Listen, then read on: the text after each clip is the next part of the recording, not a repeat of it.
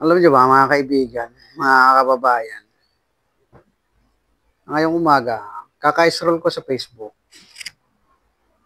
biglang dumasa yung speech ko si Pangulong Marcos. Natuwa ako eh.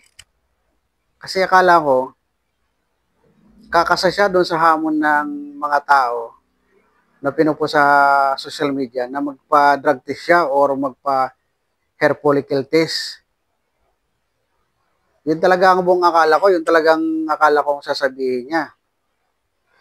Para naman mawala yung agam-agam ng mga tao na nagdududa na gumagamit siya ng ipinagbabawal na gamot.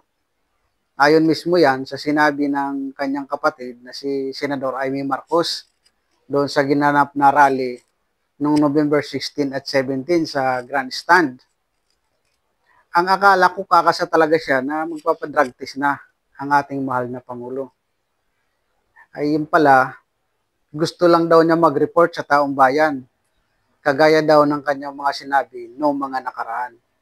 So pakinggan na lang natin kung ano ang sasabihin niya sa kanyang report. Magandang araw po sa inyong lahat. Kagaya ng aking nasabi nung nakaraang report ko, ay patuloy ang pagre-report ko sa taong bayan tungkol sa mga kaso at saka sa mga impormasyon na nakukuha natin tungkol sa mga flood control project na hindi maganda.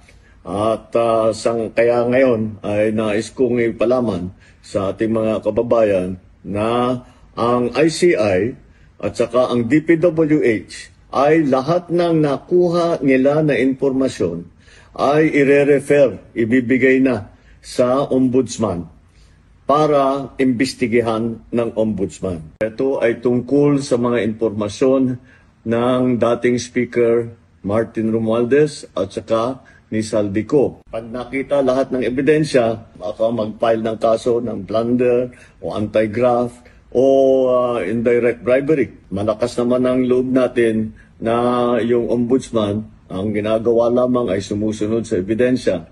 At kung saan tayo dinadala ng ebidensya, doon pupunta ang ating investigasyon. Maraming salamat po. Magandang araw. Maglabas na rin kayo ng saloobin dyan sa comment section kung ano talaga ang gusto nyong sabihin sa ating mahal na Pangulo. Alam naman nating mahal natin yan eh. Lalo na kung magpa-drug test yan. Lalo nating mamahalin yung Pangulo na yan. Apakasipag kaya niyan.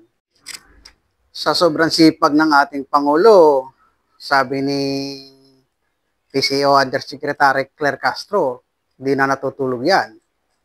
Ganyan kasipag ang ating mahal na Pangulo.